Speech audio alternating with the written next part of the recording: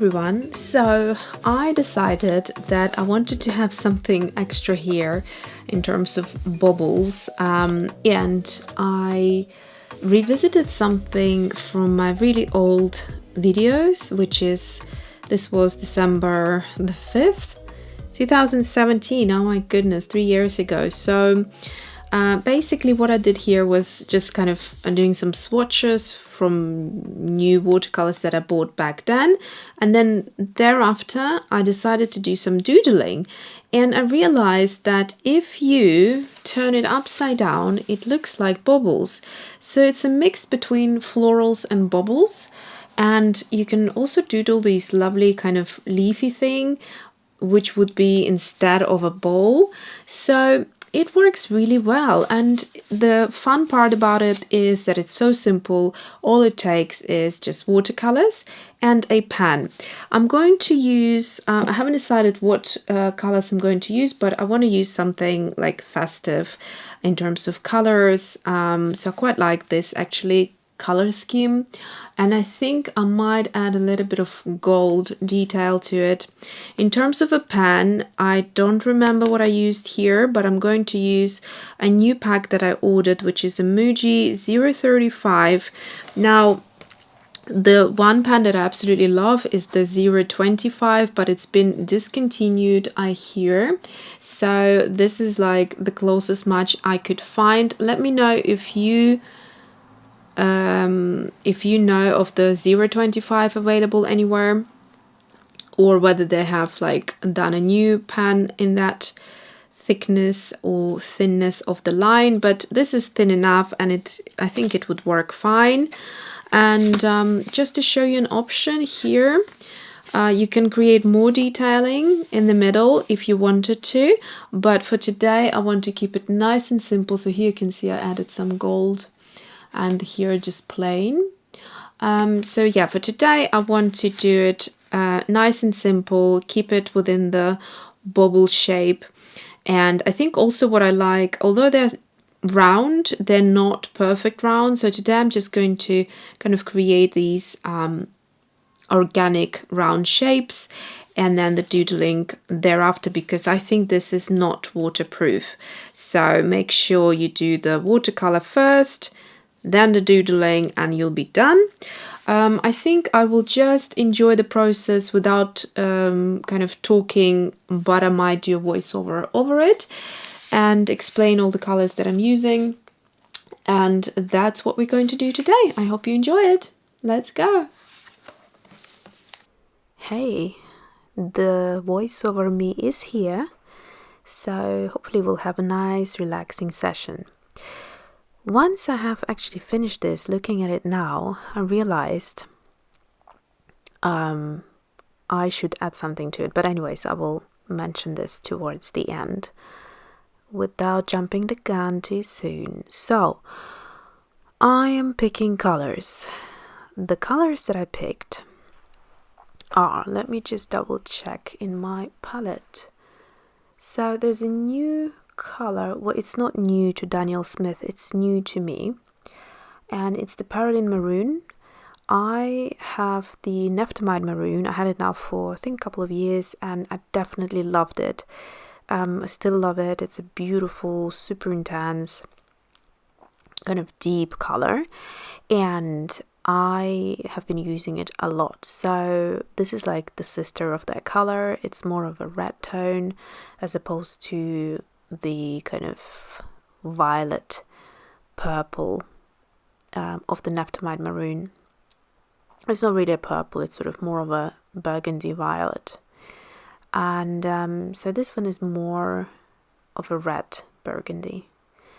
So I'm going to do a number of things here. I'm going to pick out a few colors that I think will work nicely together as a color palette. I'm going for a variety of reds and pinks, and then later I will also add a little bit of pastel tone to it, so a little bit of white gouache, just to make things a bit more kind of pastel and bring the opacity there as well. So here we go. So this is the The one I'm using right there is actually, is that Napthamide Maroon? Yeah, that is Napthamide Maroon.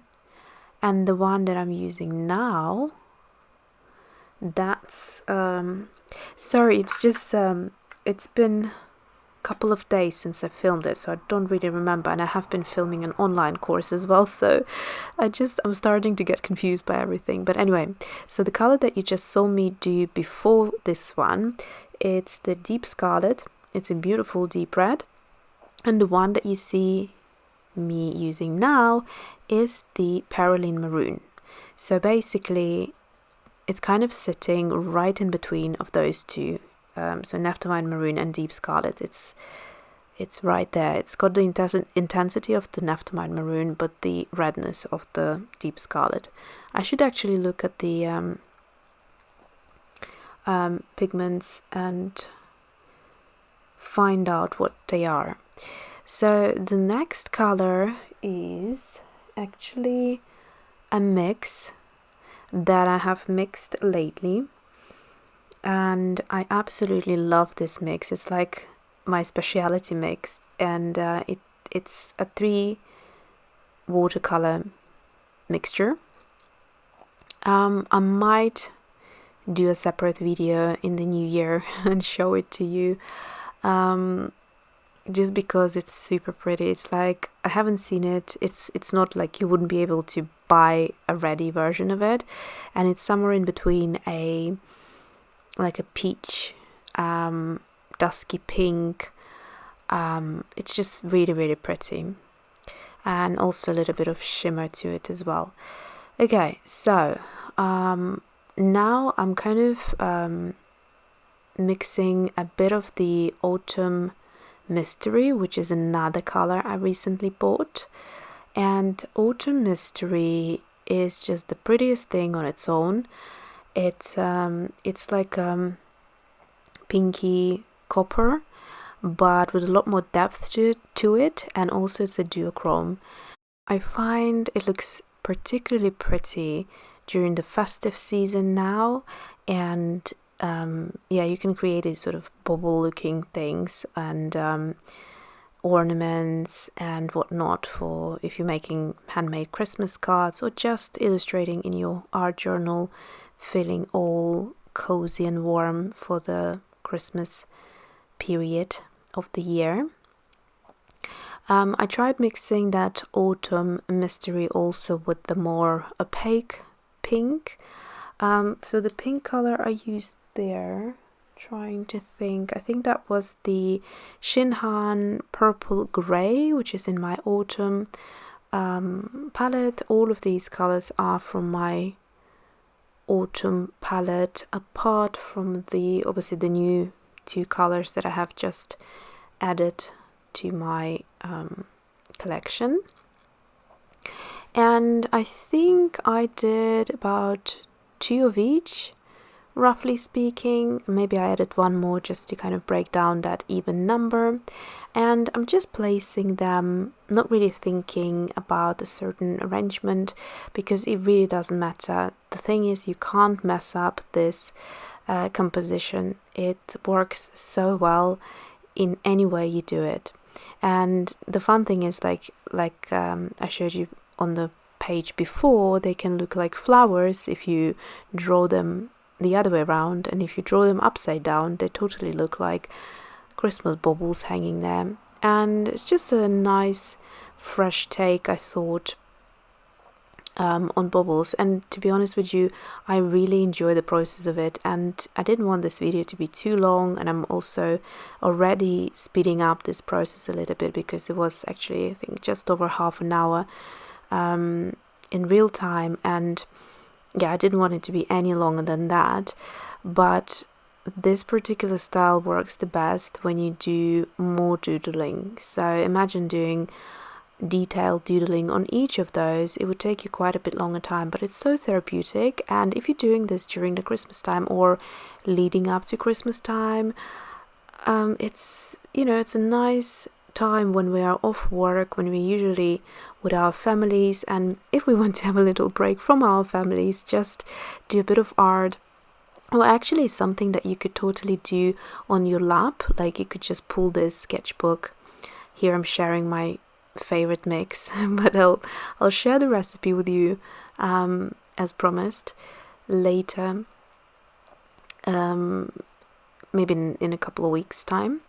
So yeah, you can totally do it in the living room while maybe your loved ones are watching TV or something, and you can totally enjoy just doodling and getting into that creative mind without needing to concentrate too much.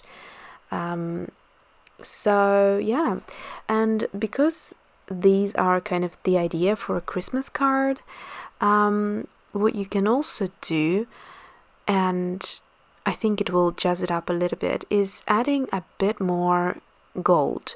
And the honest reason why I didn't do it in this video in the end is because I can't find my Posca paint pen. I ordered one which is the, let me just have a look, it's the 0.7 millimeters. I think it's one of the finer tips. It's the PC1 MR, and I ordered it in gold and it just disappeared. It's honestly the prettiest. This is, I think I was looking for that maybe gold pen or something, so I disappeared there for a little bit. It's the prettiest gold paint pen that I can think of. Previously, everyone was kind of on a hype for the Signo Uniball gold pen, but honestly mine kind of skips and doesn't look as great as the Posca pen. So if you're looking for a nice bit of paint pen detail work for doodling, I would highly recommend the Posca one. So in fact I'm going to go ahead and buy a second one because I have no idea where I misplaced it. I looked everywhere so many times, it's just I can't find it. It's probably laying somewhere looking at me and laughing, but yeah, I need it. Literally I need it, so there's nothing else that can substitute it, and I feel like I'm missing out by not having it or using it in my art. There have been so many situations where I wanted to use it and just couldn't.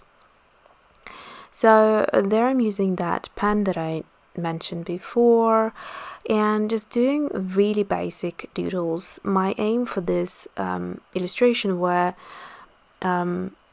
just the same doodle on every bauble, so to speak, but changing the leaves up a little bit to keep it sort of a bit more, broken up and not exactly the same. Otherwise it just looked a bit boring. But for the actual doodle part, you can totally go as detailed as you want, and the more detailed the doodles on the actual baubles, the more intricate the design becomes. So it is up to you.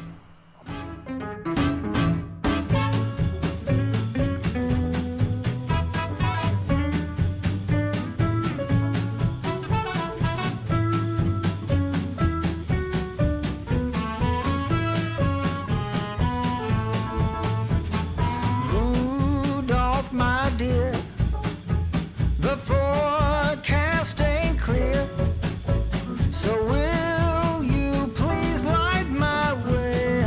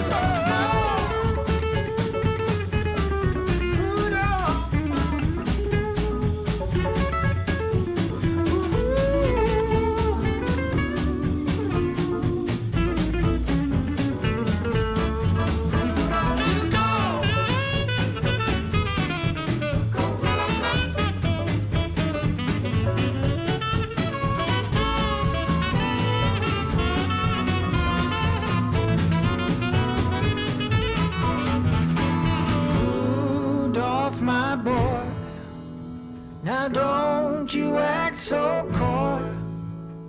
Let us go and fill all the little children's hearts with joy.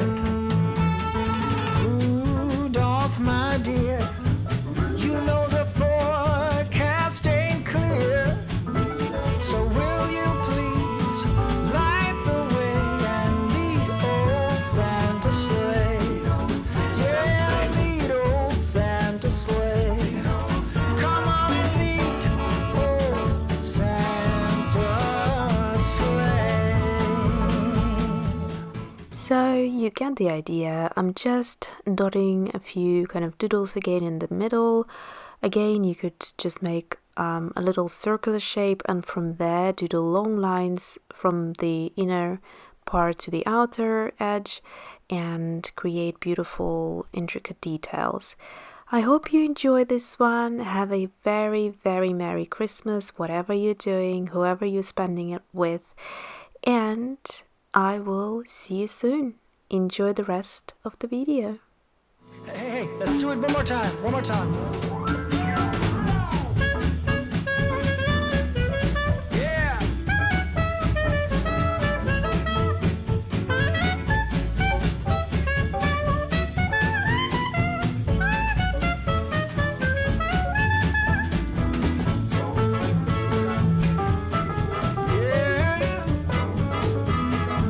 Somebody help me now.